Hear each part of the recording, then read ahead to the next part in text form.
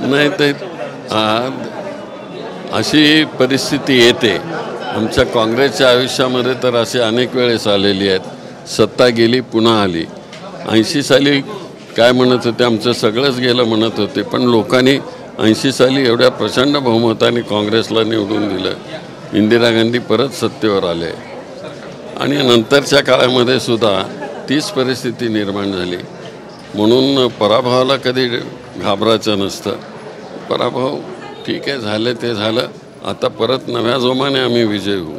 सध्या काँग्रेसचे राहुल गांधी जे म्हणतायत की लढाई दोन्ही बाजूने झाली पाहिजे, मात्र वोट चोरी करून जे आहे सरकार एका बाजूला लढाई पूर्ण ओढती आहे, तर वोट चोरीच्या मुद्द्याकडे आपण कशा पद्धतीने बघता? आणि काँग्रेस आम्ही सगळे राहुल गांधी जे म्हणतात त्याच मुद्द्यावर आम्ही आहोत, आम्ही त्यांच्याबरोबर आहोत।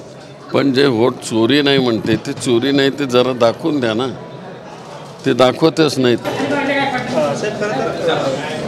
मालेगाव बॉम्बस्फोटामध्ये आरोपी निर्दोष सुटले, तर त्या कालावधीमध्ये अनेक पुरावे गोळा केलेले होते, मात्र तरीही निर्दोष सुटले आरोपी। काय होतं काय नक्की? आता ते बघू काय होतंय ते। मला वाटतं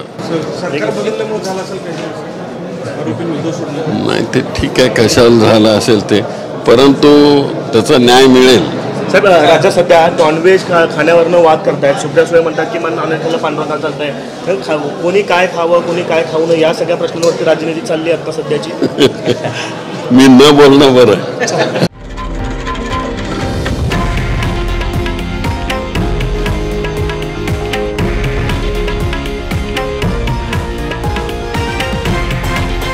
हे आहे देशातील नंबर 1 न्यूज नेटवर्क आणि आपण पाहत आहात TV9 मराठी, एकमेव।